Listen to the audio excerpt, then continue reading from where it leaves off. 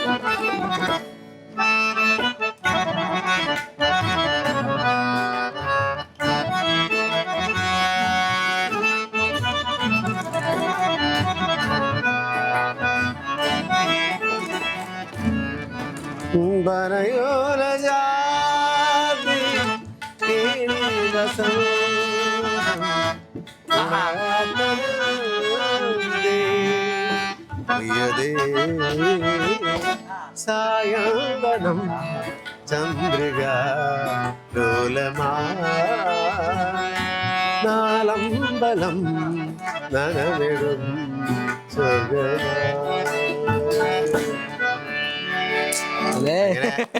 അപ്പൊ അടുത്ത പാട്ട് ഏതാ ഉള്ളേ? അല്ലേ, അടുത്തത് നമുക്ക് ശ്രീരാഗമോ വായിക്കാം. ശ്രീരാഗമോ അതിൻ്റെ ചൊല്ലുള്ളതുകൊണ്ട് മാത്രം ഞാൻ പിടിക്കാത്ത.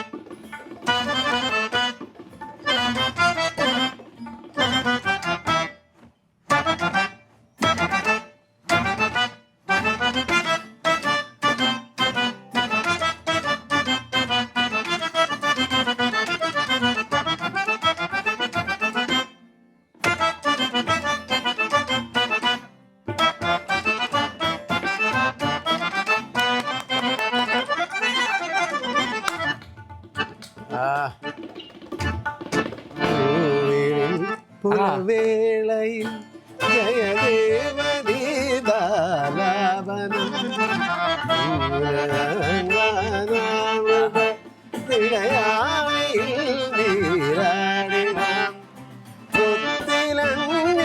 ചോട്ടിൽ മലമുത്തു കോർക്കാൻ പോകാം ആന കേറാം മേട്ടിൽ ഇനിയായി കൊടുത്താം ഇനിയും ഗളികളിൽ കിളവേൽക്കാൻ മോഹം ശ്രീരാഗമോ തെരുന്നു നീ വീണതൻ പൊന്തമ്പി.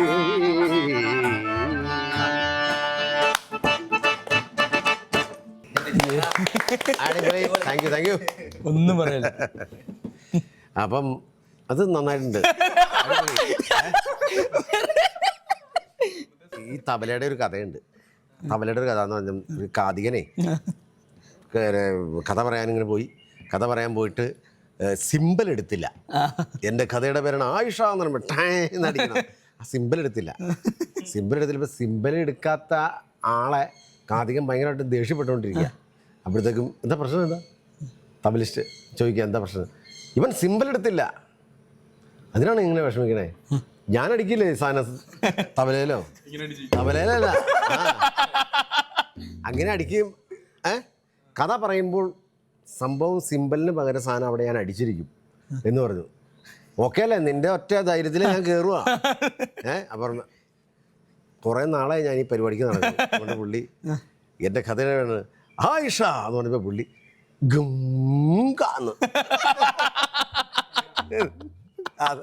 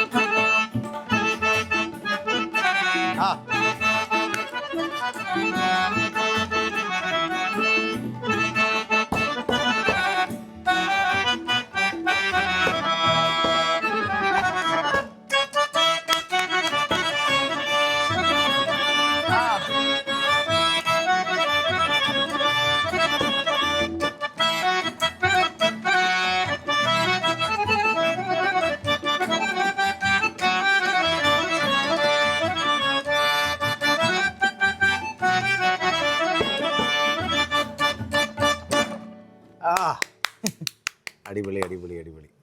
ഇവരെ വിളിച്ചില്ലായിരുന്നെങ്കിൽ സത്യം പറഞ്ഞത് ഇങ്ങനെയൊന്നും കേൾക്കാനുള്ള ഭാഗ്യം എനിക്കും ഉണ്ടാവില്ല, നിങ്ങൾക്കും ഉണ്ടാവില്ല. ഒരു ഭയങ്കരമായിട്ടുള്ള ഇതായിപ്പോയി. താങ്ക് യു കേട്ടോ. ഇദ്ദേഹത്തെക്കുറിച്ച് നമ്മൾ ചോദിച്ചില്ല. എവിടെയാണ് താമസം? എറണാകുളത്താണോ? ഒരാൾ എറണാകുളം, നിങ്ങളെല്ലാം മൂന്നും പാലക്കാട്? അല്ല, ആള് കാസർഗോഡ്. കാസർഗോഡ്, നിങ്ങൾ പാലക്കാട്, രണ്ടുപേരും പാലക്കാട്. അല്ല ഞാൻ ചോദിക്കട്ടെ, ഈ നിങ്ങൾ ഈ പാലക്കാടും തൃശ്ശൂരൊക്കെ കിടക്കുന്ന ആളുകൾ നിങ്ങൾ ഒന്നിച്ച് പഠിച്ചവരാണോ അതോ? അല്ല, ഞങ്ങളൊരു ഓപ്പൺ മൈക്ക് ഉണ്ടായി. അങ്ങനെ ഞങ്ങൾ മൂന്നുപേരും, അല്ല ഞാനും അവനും കൂടി, ഞാൻ അവനായിട്ടൊക്കെ പരിചയപ്പെടുന്ന അങ്ങനെയാണ്. നേരത്തെ ഞാൻ ഇവനും പരിചയപ്പെടുന്ന എങ്ങനെയാന്ന് വെച്ച് കഴിഞ്ഞാല്, ഞാനൊരു പടകാളി വായിച്ചിട്ട് റഹ്മാൻ സാർ ഷെയർ ചെയ്ത് അങ്ങനെയാണ് ഹാർമോണിയം ലീഡ് ചെയ്ത് പ്രോഗ്രാമുകൾ കിട്ടുന്നത്. അങ്ങനെ വന്നപ്പോഴാണ് എന്തോ ഒരു ഭാഗ്യങ്ങളാണെന്ന് ആലോചിച്ച് നോക്കി. കാരണം ഈ പിള്ളേരെന്ന് വെച്ച് കഴിയുമ്പോൾ ഒരുപാട് സ്റ്റേജുകളൊക്കെ ചെയ്ത് അവരുടെയൊക്കെ അടുത്ത് എത്തി. സോഷ്യൽ മീഡിയയുടെ ഏറ്റവും വലിയൊരു നന്മയുള്ളൊരു സംഭവത്തിൻ്റെ ഒരു കാര്യം കേട്ടോ. AR റഹ്മാൻ സാറൊക്കെ കേട്ടിട്ട് അതിനൊക്കെ റിപ്ലൈ തരിക എന്നൊക്കെ പറഞ്ഞാണ്ടല്ലോ. അതെ നമ്മുടെ ഈ ജന്മത്തിൽ കിട്ടുന്ന ഒരു ഭയങ്കര ഭാഗ്യം അത്. ജസ്റ്റ് ഒരു മിനിറ്റിന്റെ കാര്യം കൊണ്ട് നമ്മുടെ എല്ലാവരുടെയും ലൈഫ് മാറി. അതാണ് സത്യം. അങ്ങനെ ഇരിക്കുമ്പോഴാണ് ഞങ്ങൾ കോമഡി ഉത്സവത്തിൽ വരുന്നത്. അപ്പൊ അദ്ദേഹം കോമഡി ഉത്സവത്തിൽ എന്താണ് വരുന്നുണ്ട് കോൺടെസ്റ്റന്റ് ആയിട്ട്. അപ്പൊ ഞങ്ങൾ അങ്ങനെ ജസ്റ്റ് പരിചയപ്പെട്ടു. അപ്പൊ അദ്ദേഹം പറയണ്ടോ, ഇപ്പൊ ചേട്ടൻ പറഞ്ഞ പോലെ തന്നെ പറയുന്നുണ്ട്, AR റഹ്മാനൊക്കെ ഷെയർ ചെയ്ത് പറഞ്ഞ് ഭയങ്കര 2 ദിവസം കഴിഞ്ഞപ്പോൾ പുള്ളിക്ക് കമന്റ് കിട്ടി. അങ്ങനെ പുള്ളി അതിലും വലിയ വൈറലായി. അപ്പൊ നമുക്ക് AR റഹ്മാൻ സാറ് വിളിച്ച് അഭിനന്ദിച്ച ആ പാട്ട് അമൽരാജിൻ്റെ ഒന്ന് കേൾക്കാം അല്ലേ? അമൽരാജേ ചാമ്പിക്കും.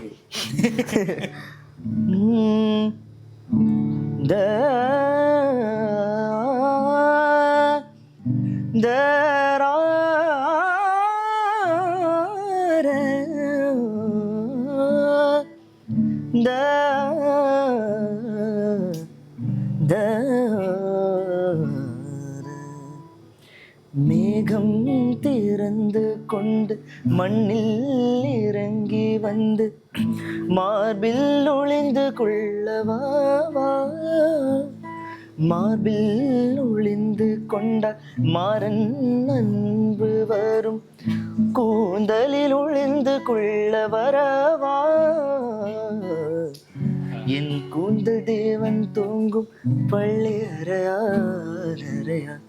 மலர் சூடும் வயது என்னை மறந்து போவதுதான் முறையா, நினைக்காத நேரம் இல்லை காதல் ரதியே ரதியே, உன் பேரை சொன்னால் போதும் நின்று வழிவிடும் காதல் ரதியே, உன் சுவாசம் உன் மூச்சில் உன் வார்த்தையின் பேச்சில் 5-6 நூற்றாண்டு வாழ்வோ என் வாழ்வே வா, மலர்களே மலர்களே இது என்னை கனவா, மலைகளே மலைகளே இது என்னை நினைவா, உருகியதே எனதுள்ளம் பெருகியதே வெள்ளம், விண்ணோடும் நீதான் மண்ணோடும் நீதான் കണ്ണോടും നീതാൻ വാ.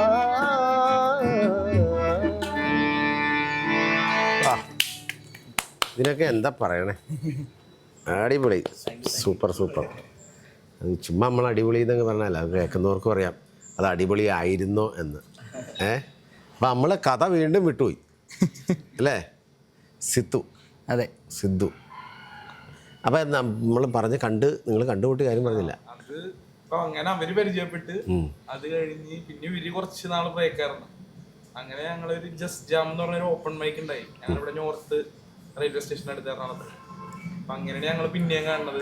പക്ഷെ ഇവനെ സത്യം പറഞ്ഞു കഴിഞ്ഞാലോ ഞങ്ങൾ ആദ്യം ചെറിയതായിട്ട് വള്ളിയാണെന്ന് വിചാരിച്ചു. പരിചയപ്പെട്ടപ്പോഴാണ് അറിഞ്ഞത്. സത്യം എന്താന്ന് വെച്ച് കഴിഞ്ഞാലേ ഞാൻ നോക്കുമ്പോ തലേ ദിവസം ഒരു മെസ്സേജ് പരിപാടി അടുത്ത ദിവസം ഉണ്ട്. അപ്പൊ ആളെനിക്ക് അറിയില്ല. പരിപാടി സ്റ്റേജ് ഷോ ആണ്. ആ ഒരു ഓപ്പൺ മൈക്ക് കുറച്ച് പേര് സർക്കിൾ മാത്രം എടുക്കുന്ന അഖിൽ എന്ന് പറഞ്ഞ ഒരാൾ നടത്തുന്ന പരിപാടി. അപ്പോ ഇവൻ തലേ ദിവസം മെസ്സേജ് അയക്കുന്നത്, മച്ചാനെ ഹാർമോണിയത്തിൽ മറ്റേ തബലയ്ക്ക് പറ്റി പാട്ടുകളൊന്നും വായിക്കണോട്ടാ എന്നൊക്കെ വെച്ചിട്ട് ഞാൻ എൻ്റെ അല്ലേ പരിപാടി, ഇവൻ എന്തിങ്ങനെ ഇത് ആരാന്ന് കൂടി എനിക്ക് മനസ്സിലായിരുന്നില്ല. വേറെ ചോദ്യമൊന്നുമില്ല. ഞാൻ ചോദിച്ചിട്ട് ആരാടാ ഇനി വള്ളിയാണെന്ന് വിചാരിച്ച് ഞാൻ വിട്ട്. പിന്നെ നോക്കുമ്പോൾ ഒരുത്തൻ ചിരിച്ചോണ്ടിരിക്കുന്നു അവിടെ പോയപ്പോ. പിന്നെ നമ്മൾ ചില അടുത്തറിയുമ്പോഴാണല്ലോ അവരെന്താന്ന് ശരിക്കും മനസ്സിലാവുക. സിദ്ധു അങ്ങനെ വ്യക്തി. ഇപ്പൊ ഞങ്ങൾക്ക് പുറത്തിറങ്ങി കഴിഞ്ഞാൽ സിദ്ധു വേണം. സിദ്ധു ഇല്ലെങ്കിൽ ഞങ്ങൾക്ക് ഓഫാണ്. ഞങ്ങള് സിദ്ധു ഇല്ലെങ്കിൽ നമുക്ക് ഒരു പഞ്ചില്ല അറിയാം. ബാറ്ററി പേരിട്ടാലോ. അതെ, പ്ലേയിങ് ഒന്നും പറയല്ല. ഞങ്ങള് ഫസ്റ്റ് ഡേ തന്നെ ഞങ്ങള് ഒന്നും പറയല്ല. അങ്ങനെയാണെങ്കിൽ നമുക്ക് പുള്ളിയുടെ കേട്ടാലോ. എന്നാടാ എന്റെ മന്നിയിലത്തെ ഫസ്റ്റ് സാധനം നോക്കി, എന്റെ മന്നിയിലത്തെ ഫസ്റ്റ് പോസ്റ്റ് ഇത് വായിക്ക് സിദ്ധു ചാടാണെങ്കിൽ കുറച്ച് ലൈറ്റ് ഒക്കെ ഇടുന്നത് അങ്ങനെ.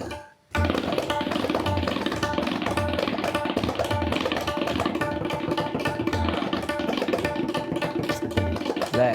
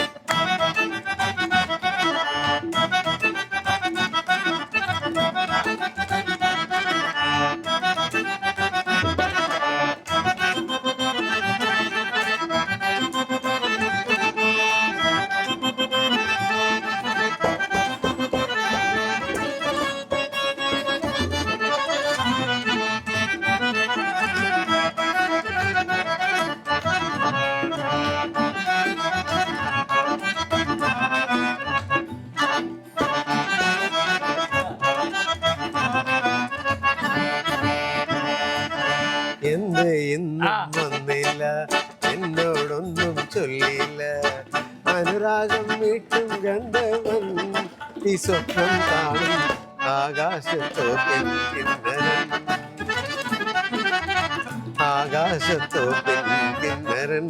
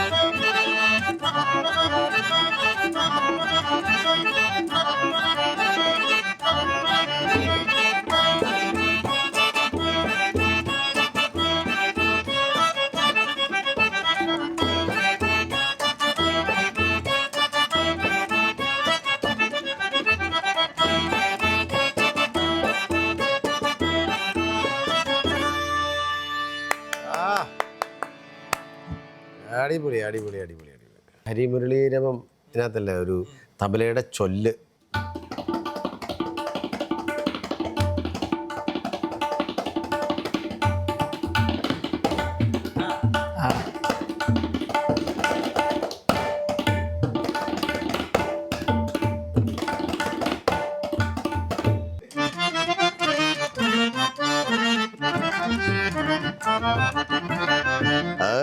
ഹരിമുരളീരവം ഹരിതവൃന്ദാവനം പ്രണയസുധാമയമോദനഗാനം ഹരിമുരളീരവം ഹരിമുരളീരവം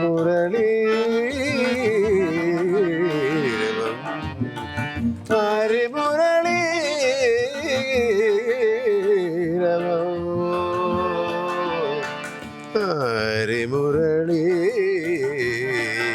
ഹരിമുരളീരവം.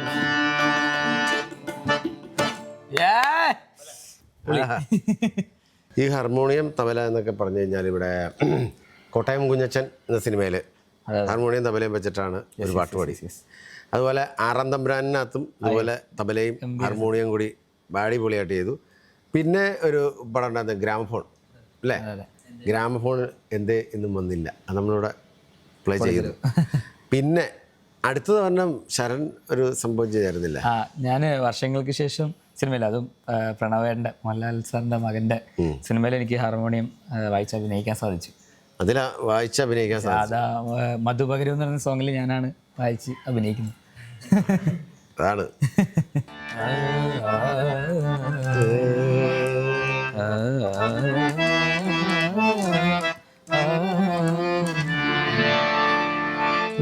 മധുരം ജീവാമൃത ബിന്ദു മധുരം ജീവാമൃത ബിന്ദു ഹൃദയം പാടും ലയസിന്ധു മധുരം ജീവാമൃത ബിന്ദു.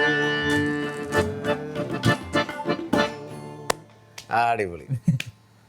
അത് ഞാൻ പണം ഇങ്ങനെ പറയുമ്പോൾ ഓരോന്ന് കയറി വരും.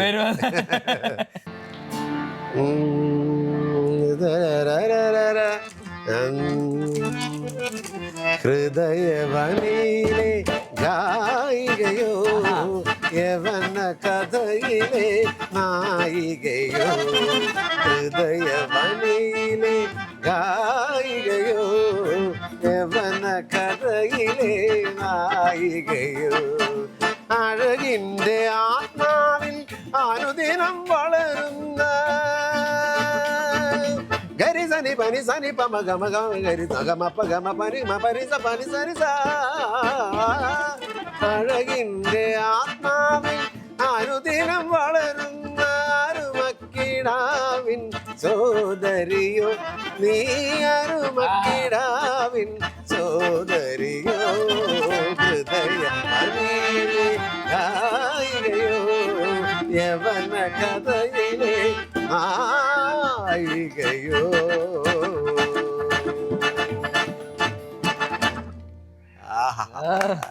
രക്ഷയില്ല. Thank you. ഈ പഴയകാല പാട്ടുകൾ മാത്രമേ പാടുകയുള്ളൂ അതോ ന്യൂജനായിട്ടുള്ള പാട്ടുകളൊക്കെ? സത്യം പറഞ്ഞാൽ നമ്മൾ അങ്ങനെയാണ് ഹാർമോണിയത്തിന് ഒന്നും കൂടി ജനകീയമാക്കിയത്.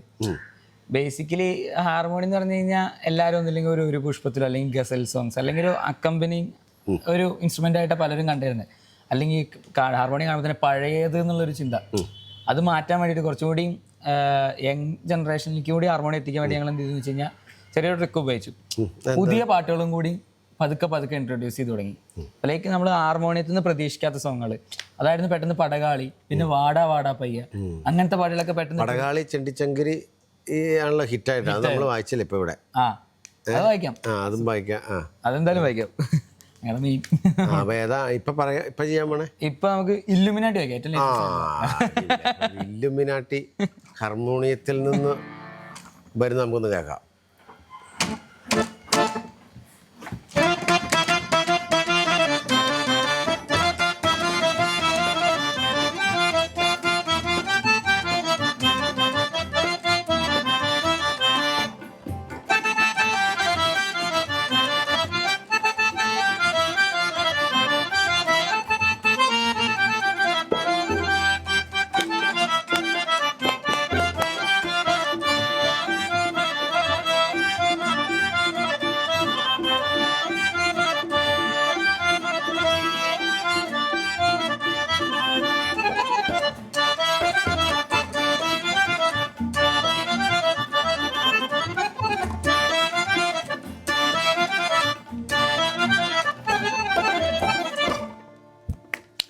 അടിപൊളി അടിപൊളി അടിപൊളി. അപ്പോൾ ഒന്ന് ആലോചിച്ച് നോക്കുക, ഈ ഫ്ലൂട്ട് ഇതൊക്കെ എന്നൊക്കെ പറഞ്ഞു കഴിഞ്ഞാൽ പാവം ഇൻസ്ട്രുമെന്റുകളാണ് അല്ലേ, ഒരു സമാധാന പ്രിയരായിട്ട് പോണ ആളുകളാ. അതിൽ നിന്നാണ് നമ്മളിപ്പോൾ ഇല്ലുമിനാട്ടി വായിച്ചത്. അടിപൊളി. പടകാളിയാണ് നമ്മൾ സത്യം പറഞ്ഞ് ഈ ലെവലിലോട്ട് എത്തിച്ചത്. ഒരൊറ്റ പാട്ട് അതിൽ ആകെ ഒരു 30 സെക്കൻഡ് ഉണ്ടാവുള്ളൂ. അത് നമ്മുടെ ലൈഫിനെ മാറ്റിമറിച്ചത് വല്ലാത്തൊരു രീതിയിലാണ്. അതെ അതെ.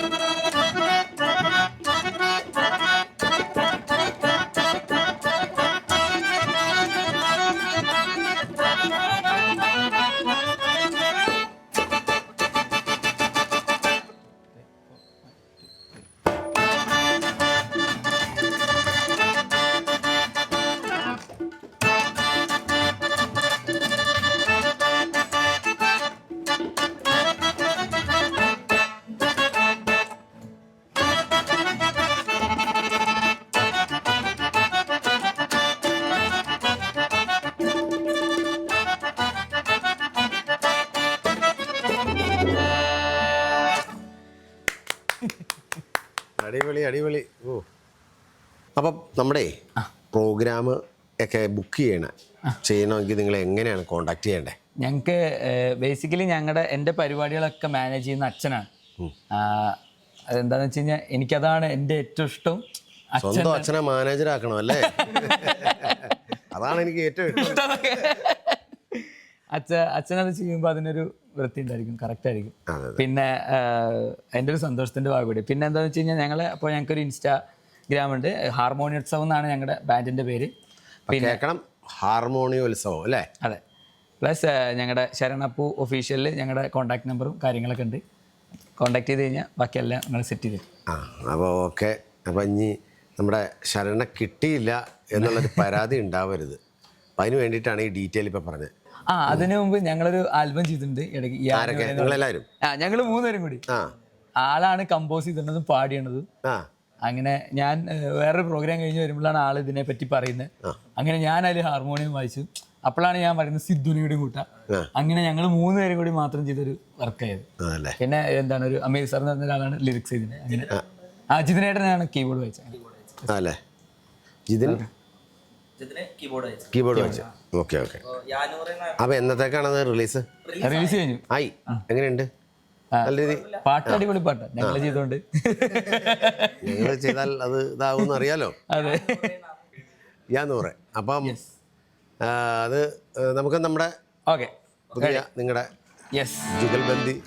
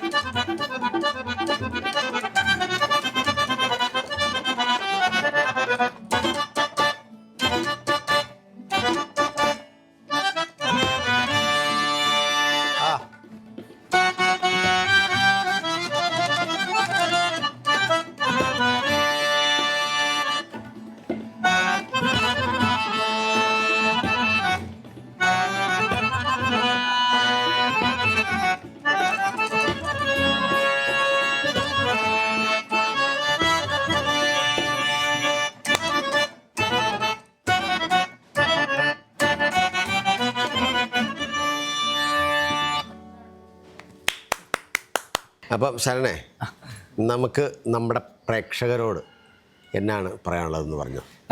സത്യം പറഞ്ഞു കഴിഞ്ഞാൽ ഇതൊക്കെ ഞങ്ങളെ സംബന്ധിച്ചിടത്തോളം വലിയൊരു അവസരമാണ്. വേറൊന്നുമല്ല, നമുക്കൊരു പ്രത്യേകിച്ചൊരു ഇൻ്റർവ്യൂ, ഞങ്ങളിപ്പോൾ അത്യാവശ്യം ഇൻ്റർവ്യൂകൾ കൊടുക്കുന്നുണ്ട്. പക്ഷെ ഞങ്ങൾക്ക് കിട്ടുന്നൊരു കംഫർട്ടില്ലേ, അത് പലയിടത്തുനിന്ന് കിട്ടാറില്ല. പക്ഷെ ഞങ്ങൾക്ക് ഇന്ന് ഇവിടെ വന്നപ്പോൾ ഞങ്ങൾ ഇൻ്റർവ്യൂ ആണെന്ന് ഒരിടയ്ക്ക് വെച്ച് മറന്നുപോയി. അത് ചേട്ടൻ തന്നൊരു കംഫർട്ടാണ്. അതൊരു എന്താ പറയുക, അതൊരു വലിയൊരു കഴിവാണ്. നമ്മൾ കുക്കിംഗ് പോലെ അല്ലെങ്കിൽ മ്യൂസിക് പോലെ നല്ല ചോദ്യങ്ങൾ വളരെ രസമായിട്ടിരുന്ന് സംസാരിക്കും. ഞങ്ങളെല്ലാവരും മറന്നുപോയി ഇൻ്റർവ്യൂ നടക്കില്ല. ഞങ്ങളിങ്ങനെ പാട്ട് പാടി അത് ഒരുപാട് താങ്ക് യു. ഞങ്ങളുടെ എല്ലാവരുടെയും ഭാഗത്തു നിന്നുള്ള താങ്ക് യു ഉണ്ട്. പിന്നെ ചേട്ടൻ്റെ ചാനൽ ഞങ്ങൾ കാണാറുണ്ട് എപ്പോഴും, ഞങ്ങൾക്ക് ഇഷ്ടമാണ്.